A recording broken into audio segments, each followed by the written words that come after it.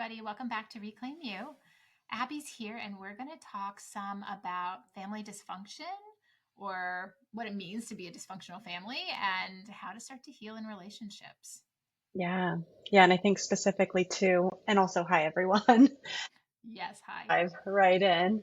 Around this time of year, not only is it the holidays, but we're in just like collectively a really busy, big time, after the election. And a lot of us will be, you know, or some of us will be spending time with family around the holidays. So it feels a good time to talk a little bit more again about family dysfunction, what it is, how it impacts us, and how it might be relevant at this time of the year, what we can do to take care of ourselves. So I'm glad to talk about Yes. this today. Yeah, so important, especially in the aftermath of the election. There's going to be a lot of maybe situations in families that could be quite exacerbated depending on, beliefs and things like that. So yeah, perfect Hmm. timing, and you're the perfect person to talk about it. So yeah, let's dive into maybe some like categories of dysfunction just to give some background maybe of where we're coming from. Uh, yeah, definitely. And I'm almost positive we did a version of a podcast like Mhm. about this, but maybe slightly different angle. And so just to kind of build on to that and maybe also summarize what we talked about a bit then, my visualization of family dysfunction is just like really any pattern, family dynamic that is unhealthy that might lead to trauma. And this could look so many different ways. So it might be helpful, yeah, to talk through some different categories. I won't maybe talk about specifics within these categories, but as always, with any listening, take care of yourself. Family dysfunction could look like, very broadly speaking, just poor communication within and across a family.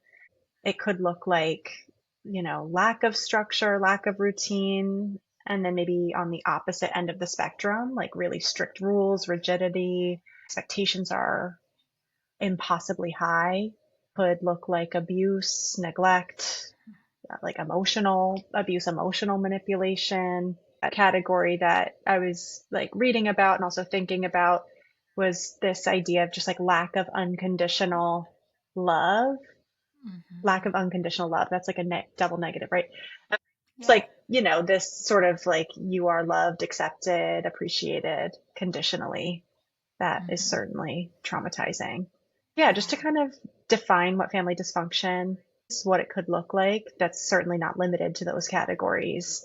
And for those Hmm. listening, you might be identifying with some, none, all of these, and recognizing that this happens different degrees too Hmm. within families. So Yeah.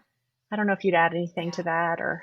Families who are experiencing addiction or untreated mental illness, right? Like Yeah. that's a real big one too. There's a lot of like secret keeping and family patterns Mm, that are swept under the rug and across all of those spectrums, right? Like looking back generationally of how these things have played out in families over time, culminating maybe in the here and now in your family and how things feel so dysfunctional. Often I think these all go hand in hand, or many of them go hand in hand. making me laugh that I like totally forgot that one. Knowing that is something like I care a lot about, think a lot about. And of Mm-hmm. course, yeah, like 1000% of Mm-hmm. family dysfunction, unhealthy family Mm-hmm. patterns, dynamics that are absolutely traumatizing for all the reasons you just named. So, I mean, all of them, right? They all have an impact for sure. What do you feel like are the themes that you think of when you think of these kind of patterns in dysfunctional families? Themes that could come up mhm. for someone who may be a part of this type of family system or who has been a part of this type of family system. Um, yeah, so we talk a lot on this podcast, our practice about the ways in which trauma affects us, and particularly like when we experience any form of trauma, family dysfunction being a form of trauma, leads us to develop sort of strategies, maybe even self beliefs about our lives, maybe becoming more solidified into adulthood. So, some common themes that might show up for people who've experienced any form of family dysfunction, who that pop out strongly for me, and there's likely many more, are that of shame and that of fear of abandonment or lack of trust in self and others.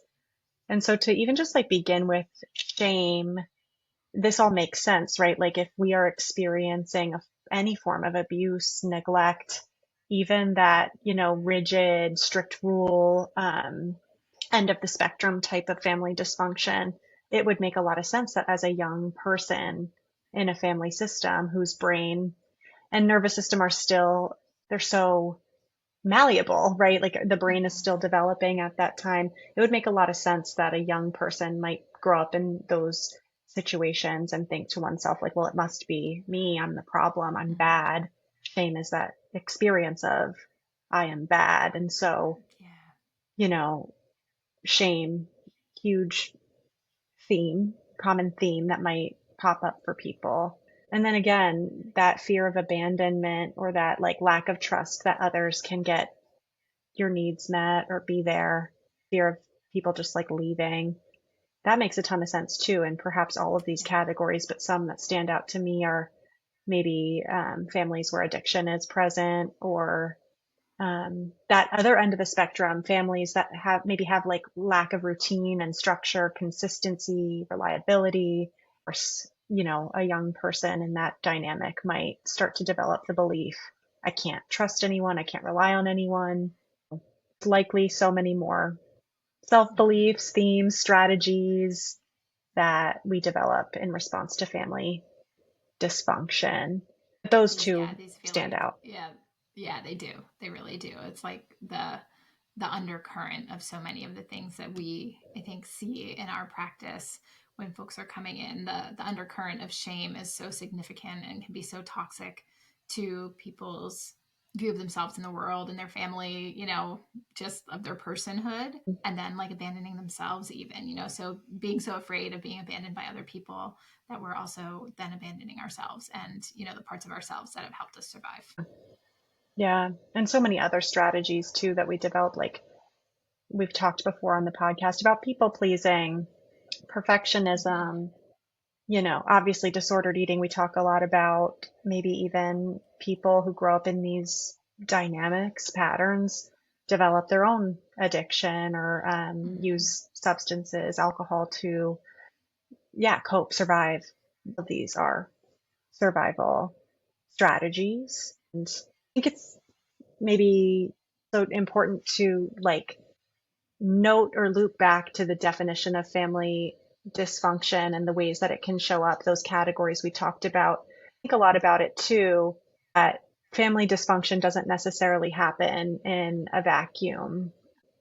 We all are living within systems that make it sort of like groove the path for perhaps dysfunction to exist within Yeah. families. And just to name a few, like there's so many systems of oppression that we're living in. There's poverty, collective trauma that people are facing, generational trauma, like historical trauma that gets passed down families.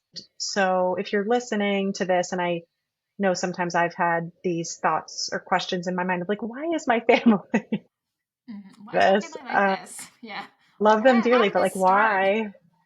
Yeah, yeah. Sometimes it can be helpful not to excuse behavior, right? But to name the context in which we all live in that make sense that, family dysfunction would exist. It's not just like families develop dysfunctional patterns and Mm-hmm. dynamics just because, like, again, back to shame, like we're bad people. Absolutely Mm-hmm. not the case. There's lots of Yeah. reasons why these different things show up within our family Yeah. systems.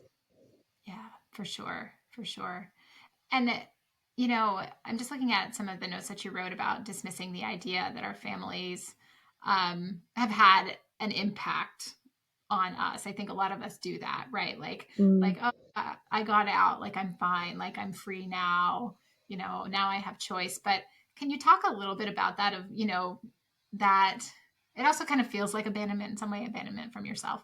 But yeah, some of those things that folks say, just kind of trying to, I don't know, to downplay or dismiss or say like, no, I'm not part of a dysfunctional family because XYZ. Yeah. Oh, yeah. That.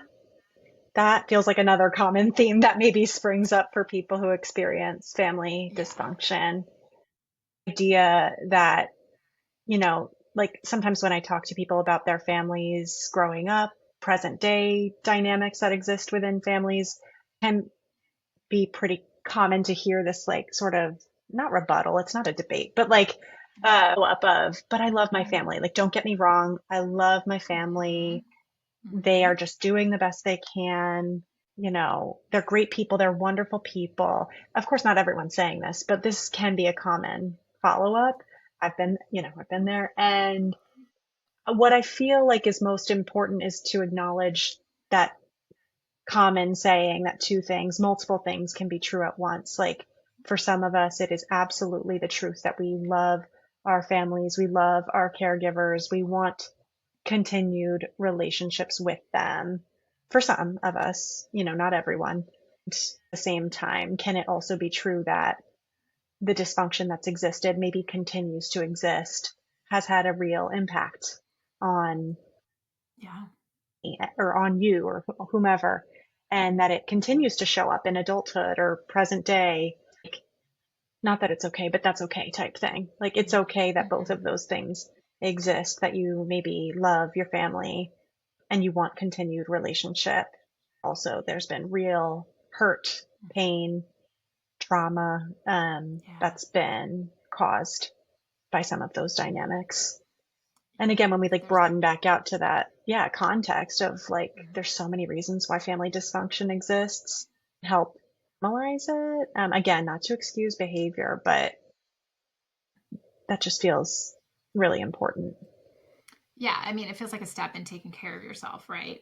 Mm. That acknowledging the impact in all of this is huge. And yeah, maybe people's intentions weren't to like harm you and traumatize you, but that doesn't take away from the impact that all of like these situations or your experiences in the world have had on you. Yeah. Yeah, Yeah. that's that like holding both, which is so hard. Yeah. And just like shame, fear of abandonment, many other strategies develop from family dysfunction. That's a strategy in and of itself to kind of dismiss the impact that it's had. Mm-hmm. Really protective to like hold that belief that these are really good people. They mean well. The intention was not to hurt me. Maybe it's not about like dismissing it. Maybe it's just like, again, both things can be true. I can love and care about these people and want these relationships, if that's true for you. Side note. And Mm-hmm. also, the impact is very real and is deserving. Like, I'm deserving of support and care and healing from the impact of dysfunction and the trauma that ensued.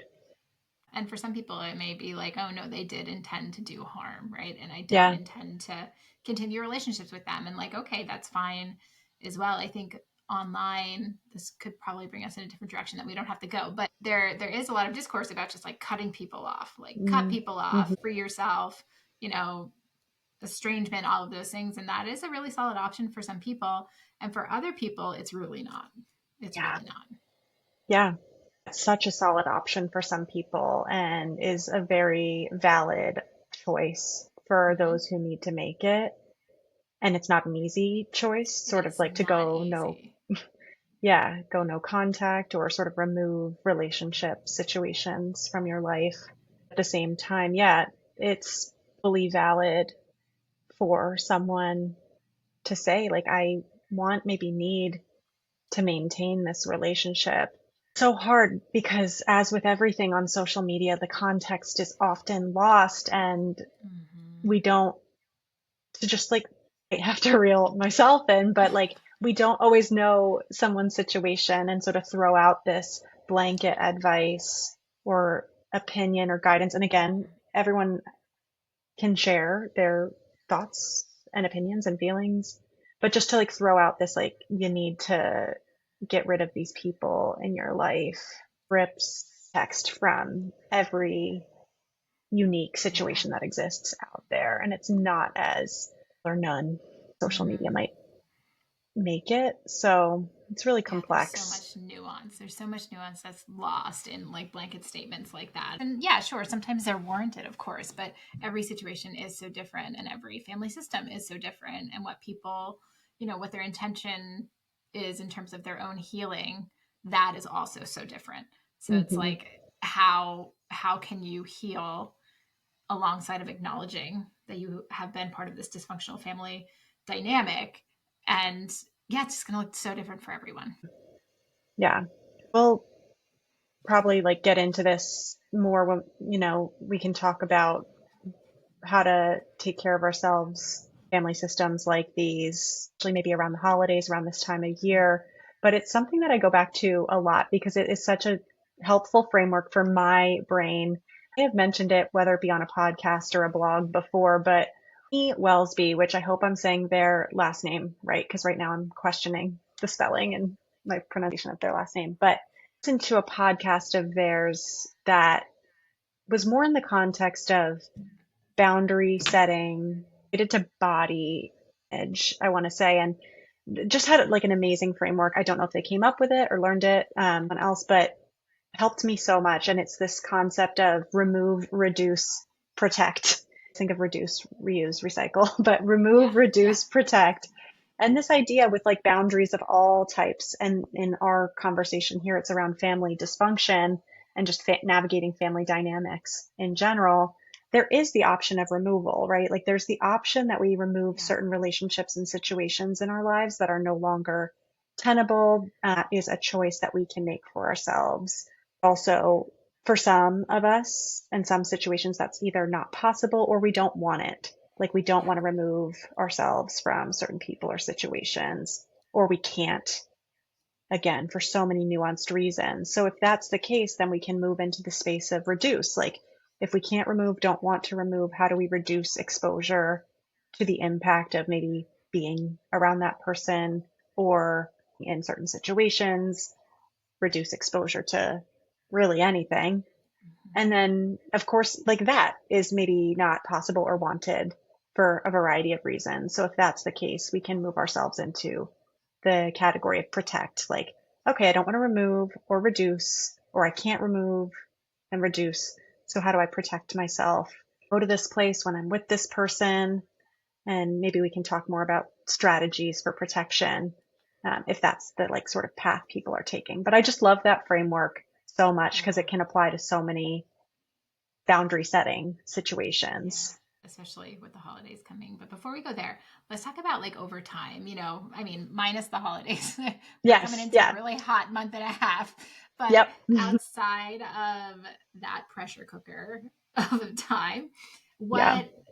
what what are some things that folks can do and take with them to start healing over time? When thinking about like healing from any kind of trauma, in the realm of family dysfunction, like the trauma has happened in relationships. And so what we know is that when we've experienced any form of relational trauma, healing then needs to happen in relationship too. Relationships can look so many different ways, but it kind of goes back to that idea of self regulation versus co regulation, and Mm-hmm. how self regulation or self soothing skills, coping skills that we use on our own by ourselves, yes, are so important. We want to have a nice toolbox of those.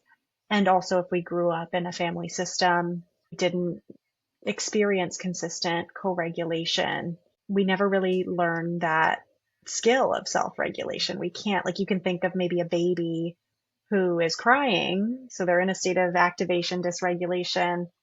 That co-regulation looks like, someone attending to the crying, picking the baby up, rocking them, feeding them, whatever it is they need.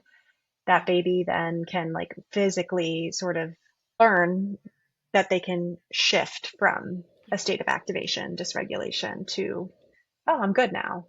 Yeah. And To so, exhale, settling. yeah, if we don't have that consistently, that experience of co regulation, or there's lots of disruption to that, it's really hard for our nervous systems to do that on their own. So, the long and short way of saying when trauma happens in relationships, we need to heal in relationships. That can look so many ways. Yeah, thinking about like groups and communities and friendships, and like it doesn't have to be with the family that you grew up with. It can Mm, be with chosen family or chosen people or chosen community, neighbors, right? Like the options are, or an animal, right? Like my dog. mm-hmm, you know mm-hmm, it can be just something that can can bring that edge of regulation into your system. Yeah. And there's like nowadays so many opportunities for that. And also we are living in like a really lonely, isolated time at the same time. Yes. So, you Yes. know, kind of finding relationships that work for you. Like you said, groups, Facebook groups, even, although there's plenty of toxicity to go around there too. Oh So yeah. choose wisely. Yeah. Yeah. Keep your eyes peeled. Yeah.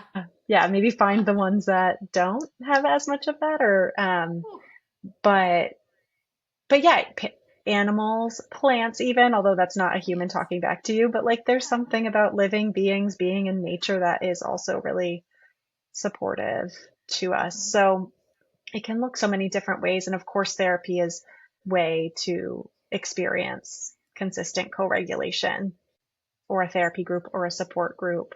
So when it comes to that question of like, okay, I experienced lots of family stuff in my past and maybe to this day, what do I do about it? Mm-hmm. That feels like the starting point. Okay, like healing in relationship, what does that mean?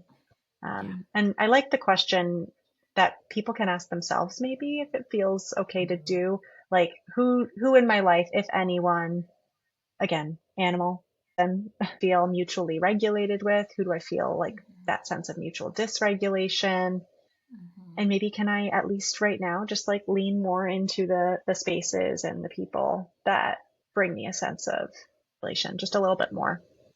Yeah. I Um, like using the word regulation, right? Because I think a lot of times we may have even like jumped to the word safe, right? And mm-hmm, for so many people who have grown up in a family system like this, like safety may not exist. So finding safety in mm, the here and now feels like next to impossible.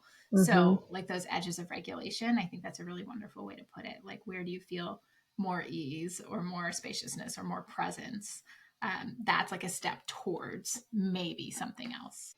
Yeah, and just like noticing within yourself if and when it doesn't feel that way, and where sort of can check in with ourselves and begin over time. This takes time to identify strategies that we need to navigate the waters of Mm-hmm. relationships. Yeah. So, how do we carry this into the pressure cooker? The pressure cooker of the next month and a half.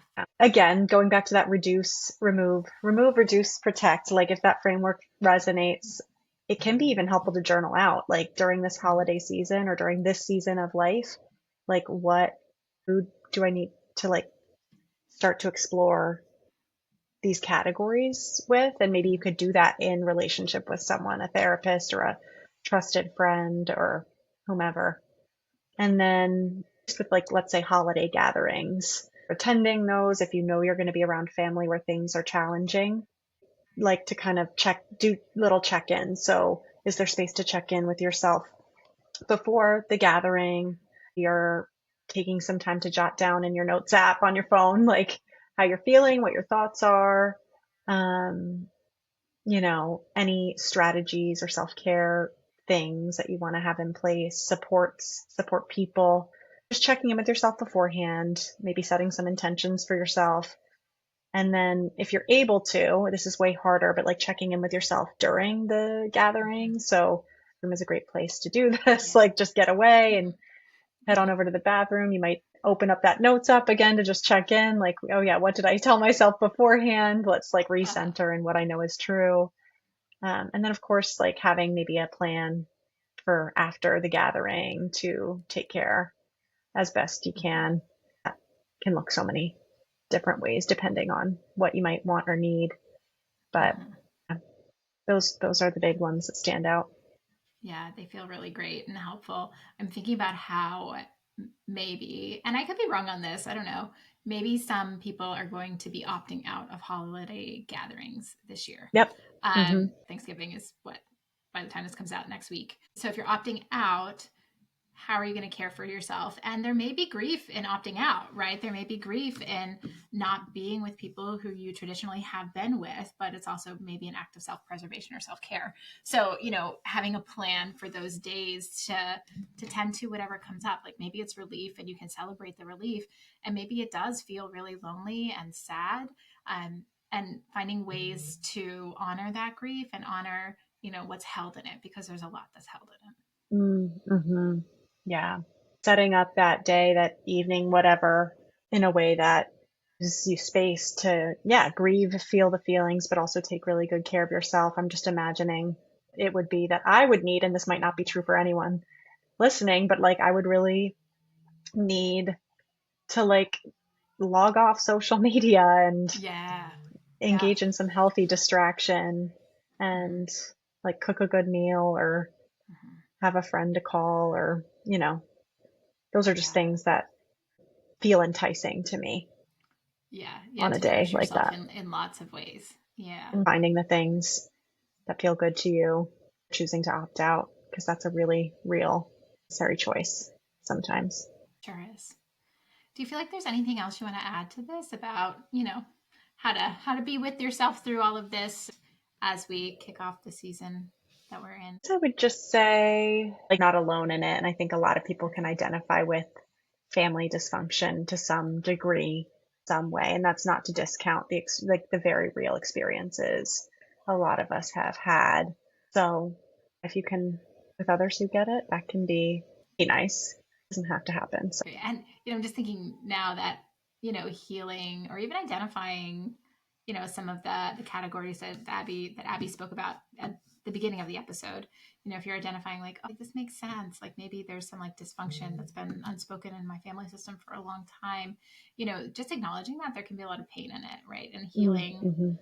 I think we, or social media or the internet, whatever, talks about healing as like this beautiful journey that is filled with lots of lovely things. And sometimes it is, and often it doesn't feel so great when you're on the journey. So, Yeah. um, just offering compassion if that's where you are, especially in the time that we're in. So, Mm-hmm.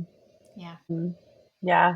Yeah. That's a really good point. It can be very messy. It often yeah, is. So often yeah, like is. hand to heart, compassion for yourself if you Mhm. can, sending lots of compassion to everyone during this time.